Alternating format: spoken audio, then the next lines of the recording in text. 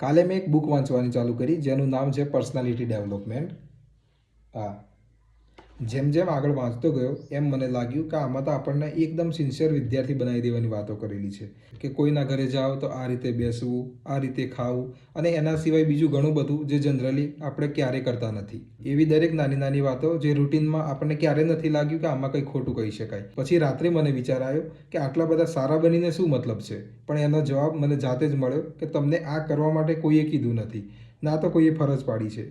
તમને નથી ગમતું તો રહેવા દો, પણ તમે જીવનમાં કંઈક એવું કામ કરવા માંગો છો જે બધાથી અલગ છે, જે કોઈ નથી કરતું એ તમારે કરવું છે, તો આ બધું તમારે ફરજિયાત કરવું જ પડશે. બધાથી અલગ બનવાનું તમે જાતે પસંદ કર્યું છે તો આ કમ્પલસરી છે.